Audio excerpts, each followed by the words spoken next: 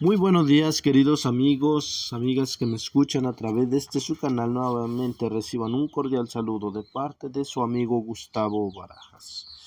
Hoy jueves 2 de mayo, estamos en la lección número 5 y el título es La obediencia, el fruto de la fe. Queridos amigos, ahí en Romanos 3, 27 al 31, Romanos 6, 15 al 18 y Romanos 8, 1 y 2. La pregunta es, ¿qué nos enseñan estos versículos sobre la salvación por la justicia de Cristo? Queridos amigos, vemos aquí qué es lo que debemos hacer. ¿Qué hicieron, por ejemplo, qué fue lo que hizo Abraham? Dice que él creyó, obedeció, ¿sí? Lo mismo que debemos hacer todos nosotros. Vamos al libro de Romanos, capítulo 3, versículo 27. Dice allí, ¿dónde pues está la jactancia? Es excluida. ¿Por cuál ley? ¿De las obras? No más por la ley de la fe. Así concluimos ser el hombre justificado por fe sin las obras de la ley. Dios solamente, Dios de los judíos, ¿es Dios solamente Dios de los judíos? ¿No es también Dios de los gentiles? Cierto, también de los gentiles, porque uno es Dios, el cual justificará por la fe la circuncisión y por medio de la fe la incircuncisión. Luego desechamos la ley por la fe, en ninguna manera. Antes establecemos la ley. ¿Sí? ¿Qué es lo que hace la ley, querido amigo? Nos hace ver nuestro lado pecaminoso. Eso es lo que hace la ley de nuestro Dios. ¿Sí? Nos hace reconocer nuestro pecado. Por eso dice Romanos 6, 15 al 18, dice, pues ¿qué pecaremos porque no estamos bajo la ley sino bajo la gracia? En ninguna manera. ¿No sabéis que quien os prestáis vosotros mismos por siervos para obedecer, les sois siervos de aquel a quien obedecéis, o del pecado para muerte, o la obediencia para justicia?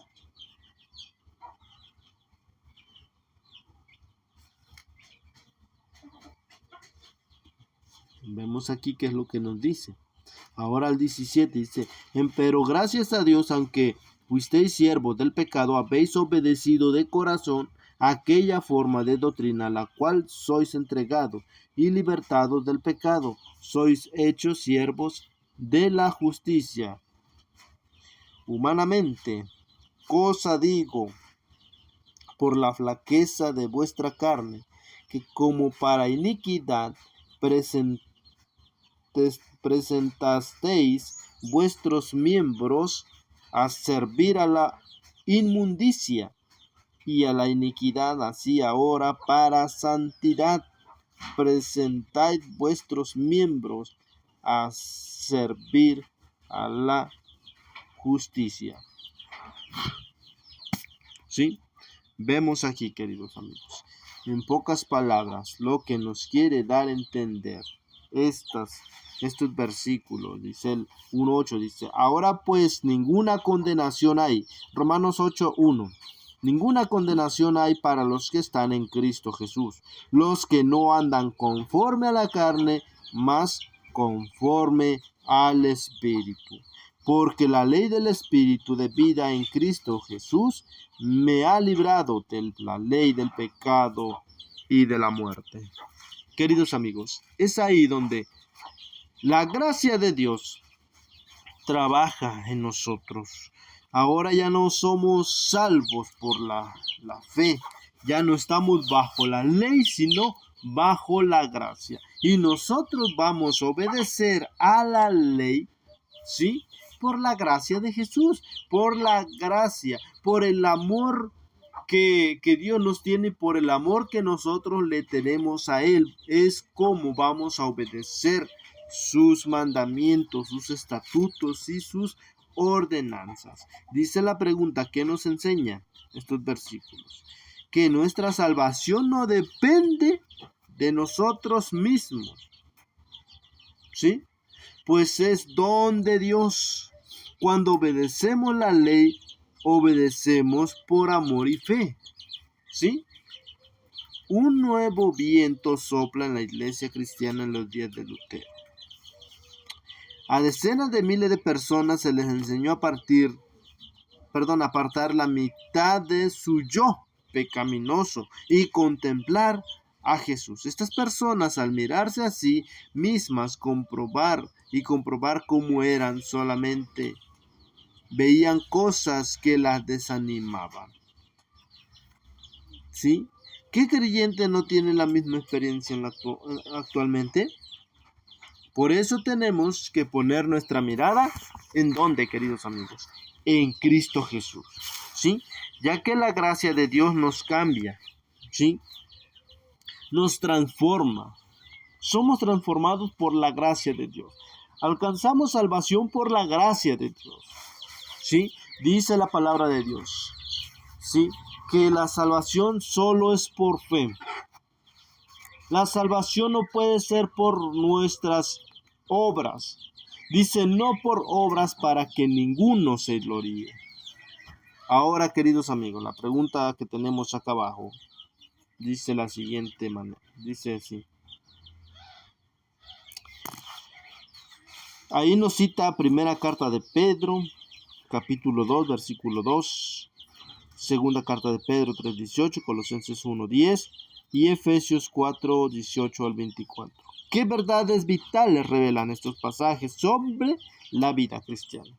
¿Qué es lo que debemos hacer? Aquí está la pregunta, queridos amigos. ¿Qué verdades vitales revelan estos pasajes? Rápidamente, vamos a primera carta de Pedro 2:2. Primera carta de Pedro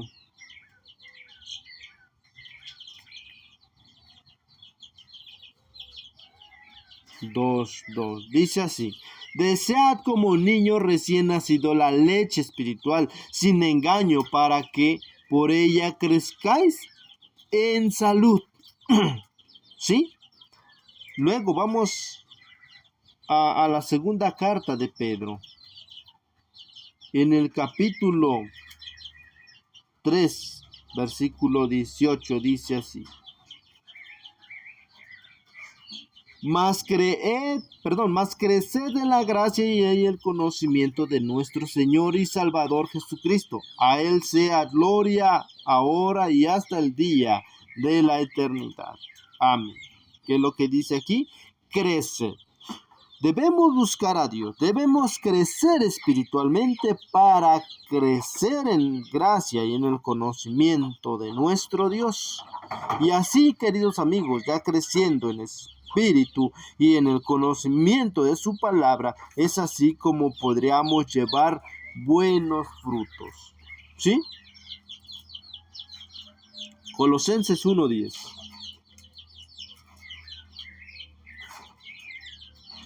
Libro de Colosenses 1:10 dice de la siguiente manera: para que andéis como es digno del Señor, agradándole en todo, fructificando en toda buena obra, creciendo en el conocimiento de Dios. Debemos, en nuestra vida, queridos amigos, en nuestra vida cristiana debe de haber un crecimiento, ¿sí? Un crecimiento espiritual. Por eso debemos desear, así como los niños desean la leche, así nosotros debemos de desear la leche espiritual. ¿Sí? Que no pase días, queridos amigos, que no vayamos a las Sagradas Escrituras. Que no pasen días que no oremos a nuestro Dios. Es así, querido amigo, como nos vamos a ir fortaleciendo. Es así como va a ir creciendo nuestro conocimiento espiritual. Los reformadores en aquel entonces estudiaban sistemáticamente la palabra de Dios para descubrir más verdades. Muchos cristianos de la Edad Media creían en la Biblia, pagaron un precio muy alto por su determinación, fueron torturados, encarcelados, exiliados, ejecutados, consideraban sus propiedades, confiscaban sus propiedades, quemaban sus casas, asolaban sus tierras y perseguían a sus familias. Cuando los expulsaban de sus hogares, buscaban una ciudad cuyo arquitecto y constructor es Dios. Cuando los torturaban, queridos amigos, bendecían a sus torturadores. Cuando languidecían en oscuras y húmedas mazmorras, reclamaban las promesas de Dios de una mañana mejor. Sí, queridos amigos, así como los reformadores, así nosotros debemos de sentir esa necesidad de buscar a Dios día tras día. Querido amigo, mi deseo en esta mañana es que meditemos en lo que hemos estudiado. Debemos permanecer en obediencia para así dar buenos frutos, para que así nuestra fe crezca cada día más y más. Querido amigo, mi invitación, manténgase obediente hacia nuestro Dios y el fruto que usted dé se verá por su obediencia y por su fe. Que Dios bendiga su palabra, querido amigo. Oremos para finalizar. Señor y Dios y buen Padre Celestial, gracias le damos, Padre Eterno, en esta mañana, porque usted nos ha permitido estudiar en estos momentos su bendita palabra. Ayúdanos, mi Dios, a que cada día comprendamos cada vez mejor su Sagrada Escritura. Que su Espíritu Santo nos guíe y nos capacite. En el nombre de Jesús, oramos. Amén.